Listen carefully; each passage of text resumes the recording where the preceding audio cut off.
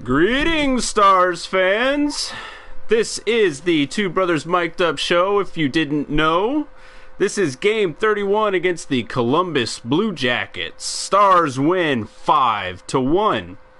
If you're new to the channel, we sit here and we play a game of NHL as we talk about what just happened in the previous Stars game. As usual, we start off each visual with each video going back to the last video where we give predictions and scores. So, Quinn, you said you liked, if Stars were going to win, you liked a score of 4-1. It's actually pretty close to that one. You said if Columbus was going to come on top, you liked a score of 3-0. I said if the Stars were going to come on top, I honestly liked a good source of goals coming from the Stars in this game. If they were going to come on top, I liked a score of 6-2. If the Columbus was going to win, I liked a score of 3-1. I think we both agreed that if Columbus was going to win, it wasn't going to be a huge blowout, but you know they would get at least 3 goals on the Stars if they were going to win. So one of the first things that I would like to talk about, let's talk about Lindy Ruff's post-game interview after the game. So Lindy Ruff, he goes to his to the podium to give his post-game interview as usual after every game, and what we get out of him is something that you want to hear from your coach. The Stars won 5-1, but this wasn't a press conference full of compliments. This was a coach that was frustrated with their team because you know what? Even though they did win 5-1, he was right. He had some quotes of saying they lacked mental focus. In that first period alone, the Stars could have easily have lost this game, just like they did in St. Louis. It was the giveaways, the turnovers, the lack of zone execution in their own zone. The neutral zone was complete crap in the first period. Quinn, I had you watch Ruff's comments and stuff like that. Give some thoughts of how you felt whenever you were watching his post game. Well, I mean, he basically goes out and says everything that we talked about in these videos the last couple of games. Is just they're not playing good breakout hockey. They're playing through the motions, it feels like, most of the time. And it's good that he's seeing this and he can try to fix it. Yeah, we've harped on the Stars over the past couple of weeks. Is that the Stars are not giving us a full 60 minutes. The score, to anyone that's on the outside that didn't watch this game, could look at the score and be like, oh wow, Dallas probably blew these guys out of the water, and in all honesty, it could have been the other way around if it had not been for Kari Lehtinen. I mean, that first period could have easily lost them the game, and their coach Lindy Ruff knew that. It goes into the preparation of the Stars. It honestly looked like, and I want to go to a shout out for Razor, is that it looked like the Stars looked at this game like they have in past games against the weaker teams in the league, or supposed weaker teams. I mean, they're all professional hockey teams, but that first period made it look like they were like, oh well, this game's gonna be a breeze and we can just skate on by them, when in actuality, no, you can't, because these are all professional hockey teams, and these are all professional players. These are the best of the world, because everyone that is a hockey player wants to play in the NHL because they know the best talent is here. So you should always expect best talent nights from your opposing team. I mean, after the first period, we were looking at the stats since we were at the game, and I looked up, and I believe, wasn't it 19 giveaways in that first period? Oh, yeah. Like, the Stars overall had 21 giveaways. Granted, they cleaned up their game a bunch in the second and third period.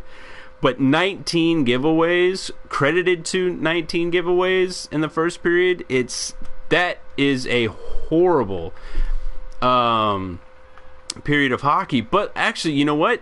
In contrast, everyone thinks that the St. Louis game, that first period looked absolutely horrendous. I think that was probably the worst period the Stars have played all season.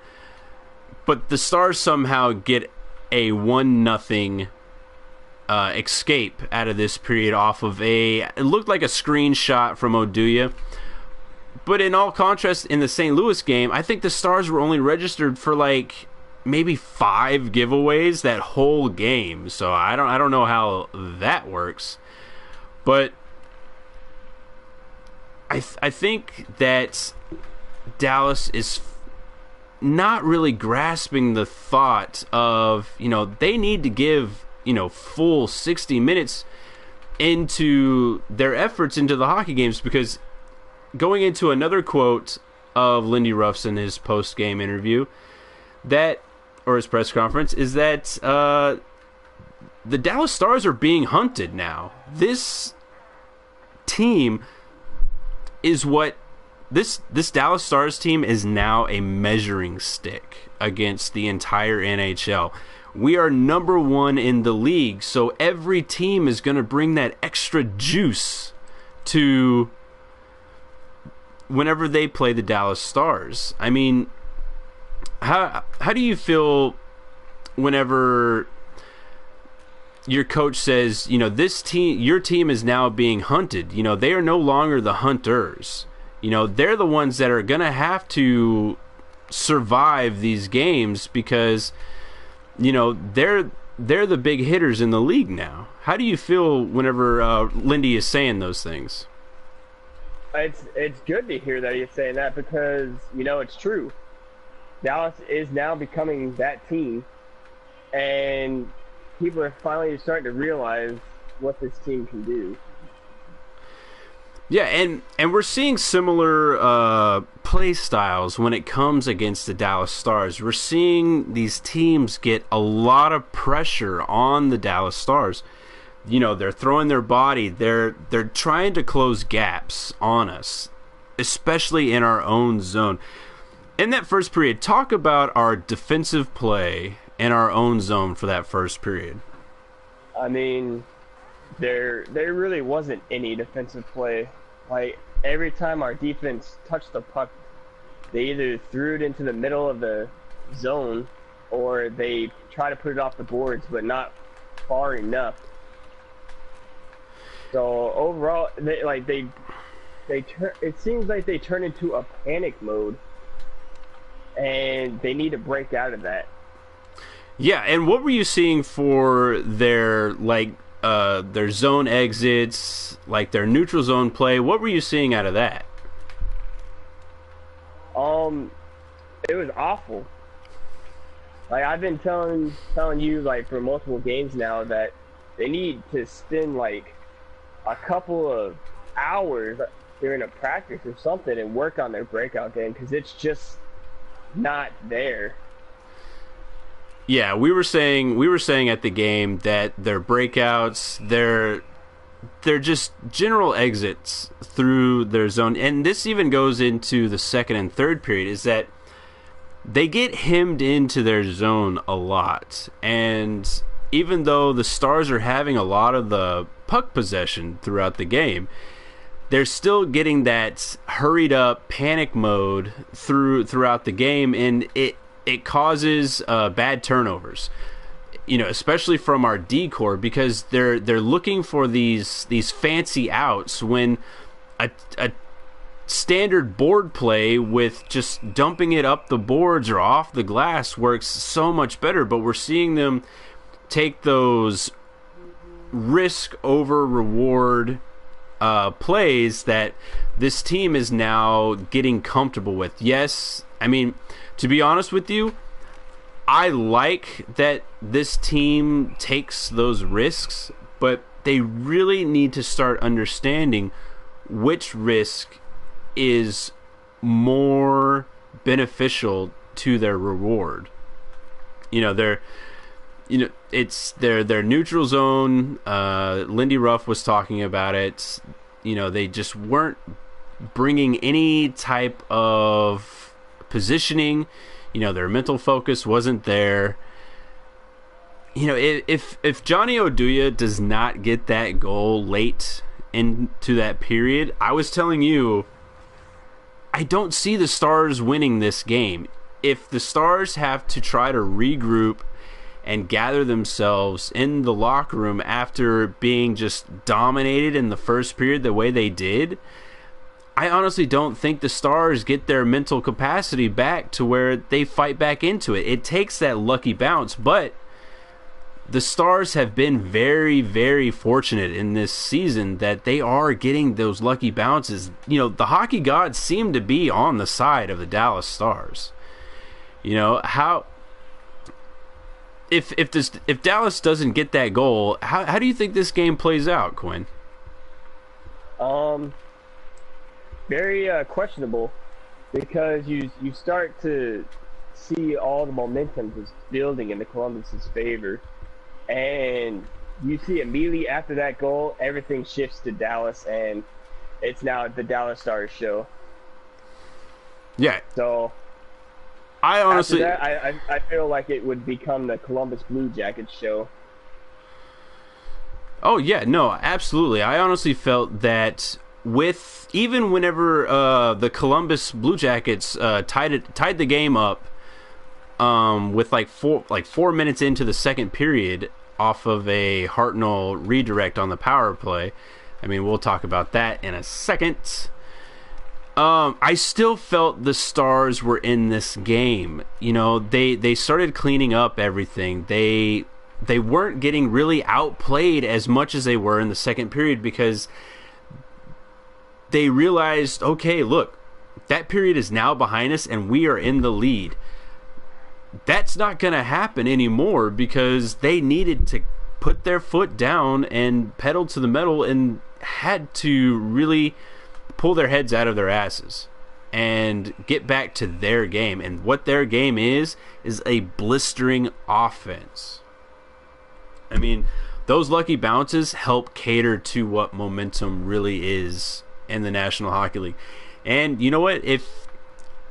I don't know how some people can't believe that momentum is actually a thing, because in this game, it showed. The Columbus Blue Jackets, if it wasn't for Kari and him having a stellar night, they take that game in the first period. The game is over, just like in St. Louis. In St. Louis, whenever they took that game over in the first period, I honestly think if the Stars had gotten away with like a lucky bounce in the first period of the St. Louis game, that game is completely different. There's no way that the Stars get shut out. Well, granted, if they get a lucky bounce in the first period, there's no way that they come out and try to scrape and claw back into that game. I honestly think they take control because they realize that now they can start playing. Let's talk about the Dallas Stars penalty kill. Earlier in the season, we talked about the Stars were getting in this thing where I was questioning if the Stars give up a penalty, do they get scored on? And right now, I think every time the Stars get called for a penalty, I think they're going to get scored on. Their penalty kill rating is just dropping like a brick in water. There's really no sustaining their downfall. I honestly don't know how they're really... Are they getting out of position? Are they just not getting lucky? What do you think is going on with their penalty kill? I feel like they're playing not risky enough. So I know that's kind of the thing you don't want to do on the penalty kill, but sometimes taking that little risk could help. And that they're not put, it doesn't seem like they're putting much pressure on them. In the last couple of games, we've seen stellar puck movement out of the whole team on that they're facing. Yeah. The opposing team seems to always get that extra slide of momentum from the Dallas's penalty kill, because it seems like Dallas is taking penalties. I mean, they're getting unlucky with some calls, yes, but we hadn't had a penalty all game until the Nemeth penalty, and I think it was questionable. I'm not saying that it was a blatant high stick, but the Stars keep putting themselves in the position to where they're getting these calls against them, and it's hurting them.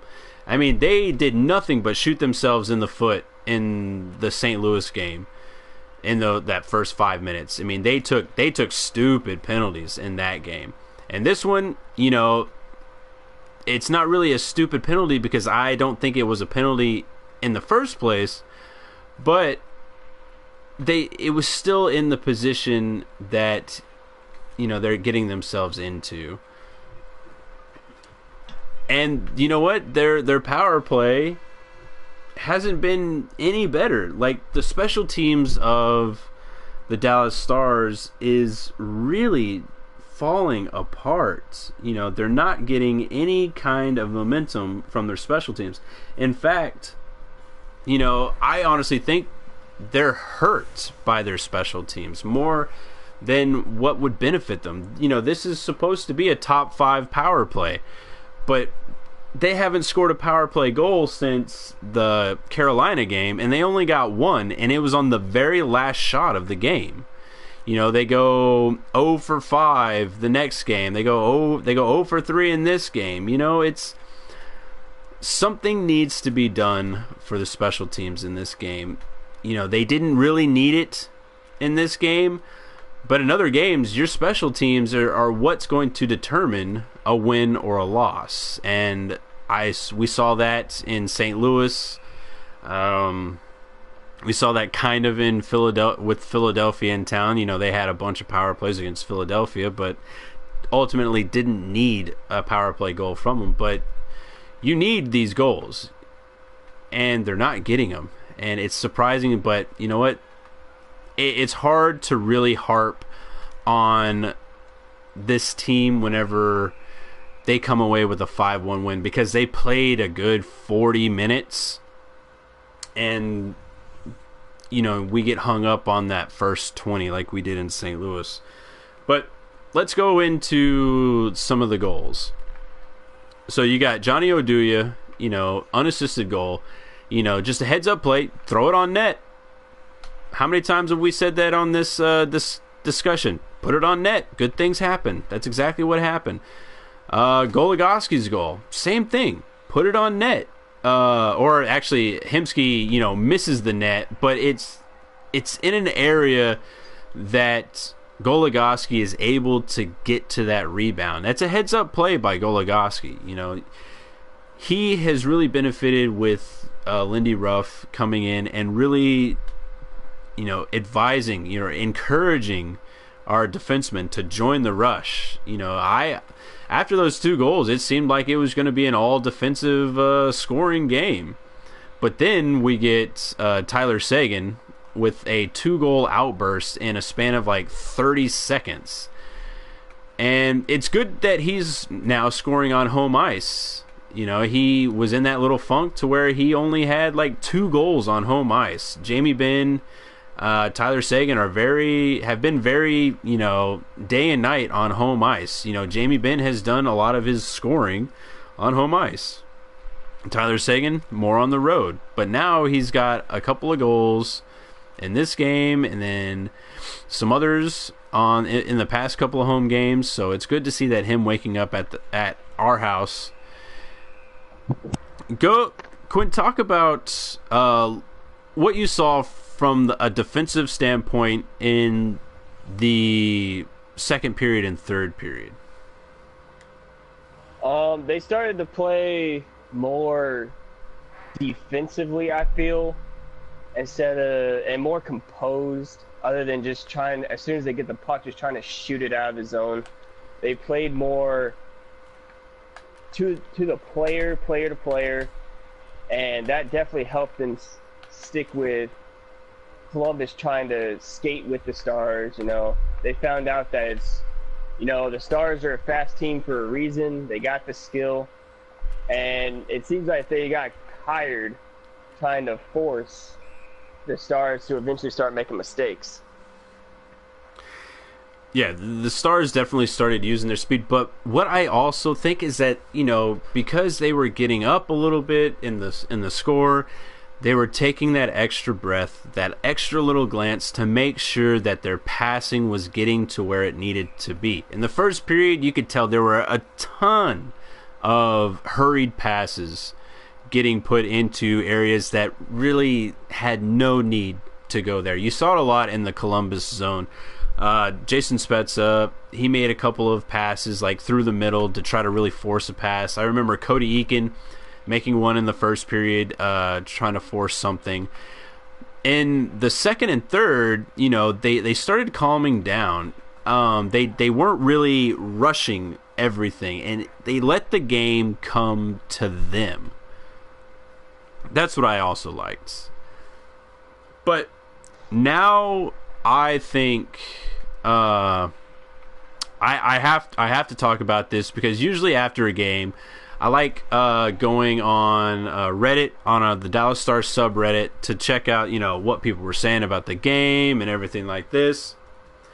Let's go into the most controversial thing that has happened to the Dallas Stars this season. Is me and you were at the AAC last night for the Columbus game. And towards the end of the game, the abrupt Ric Flair woos coming through the channel and through the outpour of the fans was just an eruption of, celebration for fans, because we're seeing a great game. The Dallas Stars are winning. But apparently, you chime in whenever if you have something to say on this, but I saw a lot of people hating on the good time that was happening, and a lot of it was from people watching at home. A lot of people were like, what is this wooing thing? Why is this happening? It sounds so terrible. Since we were at the game, I don't really know how it translated to television. Maybe they have a point, but I also don't think that the wooing was for them. It was for us, the fans in the building.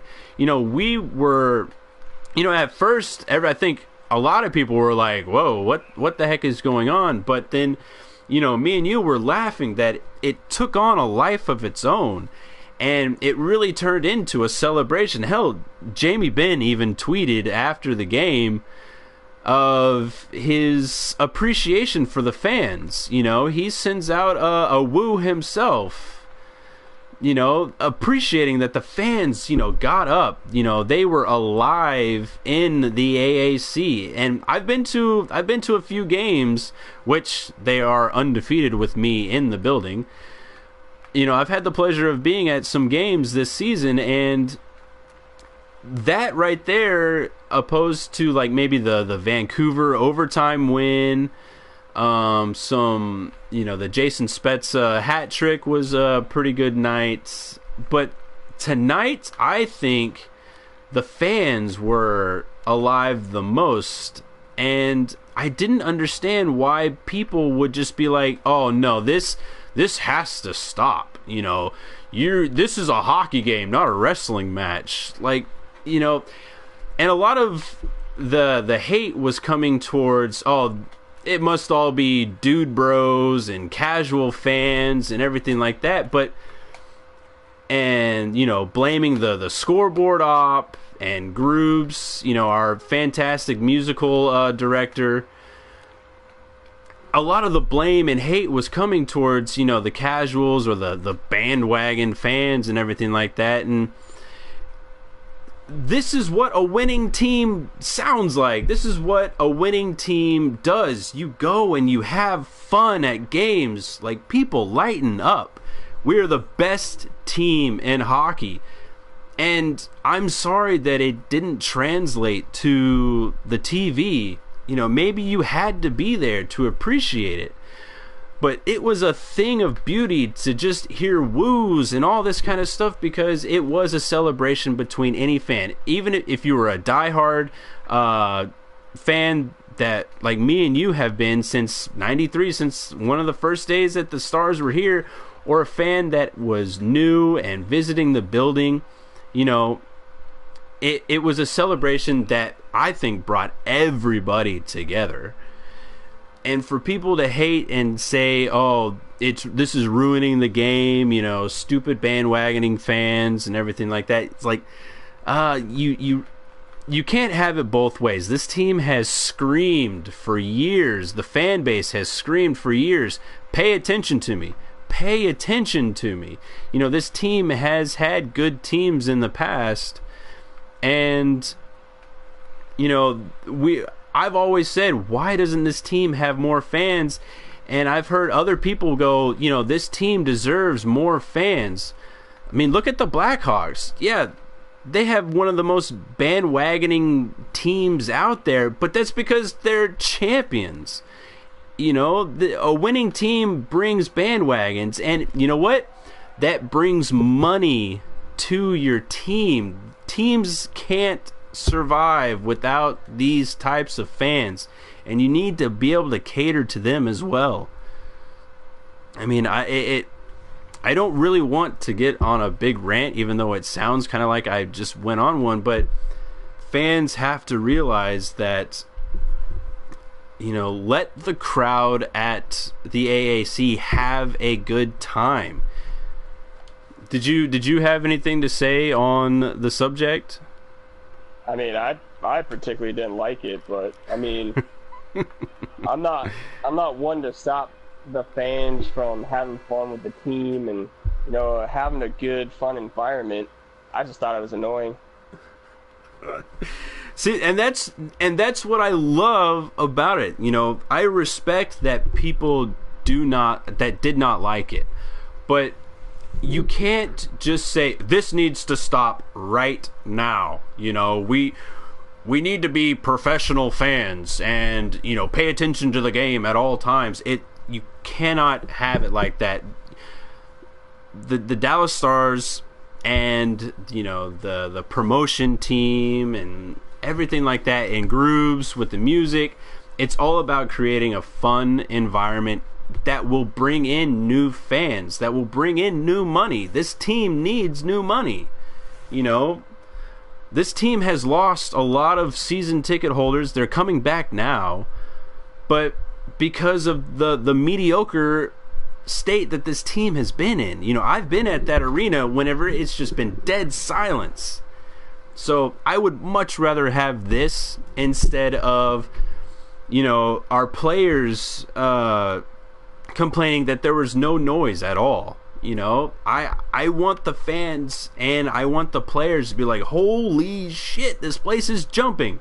It's kind of like what the Dallas Mavericks were getting for all those years. That place was an event to go to, and the Dallas Stars are now an event to go to that people want to see. Let the people just have fun. Don't try to knock it down.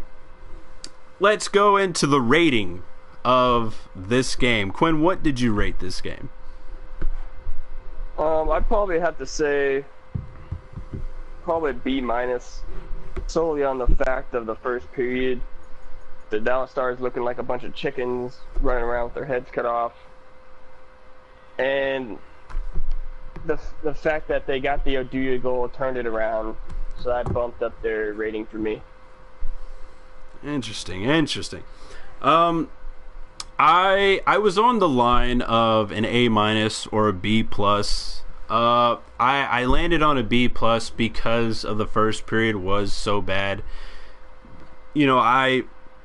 I liked a lot of what Ruff said, is that they lacked, mental focus. They just were not ready to play this game. But then woke up and, even though they caught back up in the shots, they were still outshot. They were out hit. They had 21 giveaways. That you can't have an A rating game with 21 giveaways on that fact alone. So I landed on B+. The Stars played the Calgary Flames for the second time in the season. What kind of predictions do you have for that one? Well, I hope that Dallas rides the momentum that they got from this game, and they come out ready to play and put all these horrible first period starts behind them, and we can finally see a full 60 minutes out of them. If Dallas comes on top, I'd say a score of 3-1, and if Calgary comes on top, it's going to be a repeat of the last game that they played, and it's going to be 4-2. Interesting. I think it looks like the Stars are trying to buck the trend of losing to the lower ranked teams in Calgary. They're actually coming on a 6-game win streak. I think they'll be on that coming into Dallas, so they're going to be hot. The Calgary Flames are going to be on fire, all pun intended. But the Stars look like, they're kind of building their momentum and really learning how to bounce back from a loss and really carry that into the following games. I like a score of, I'm going to say 4-1 if Dallas wins. If Calgary wins, I also think that it's going to be a repeat. The Stars will come out flying. They'll try to extinguish the Calgary Flames, but the Flames will have a little ember burning, and then some wind will come and then start a forest fire, and then they'll catch right back up to the intensity that I think the Dallas Stars will bring. So I like a score of 4-3, maybe extra periods if Calgary comes on top. So there you have it. That's the discussion. Be sure to like, subscribe. Give us any kind of feedback that you would like. If you liked something, if you didn't like something, share this anywhere you would like. We want to help grow this into something that you want to hear. Remember, this is for fans by fans. And as always, tune in next time.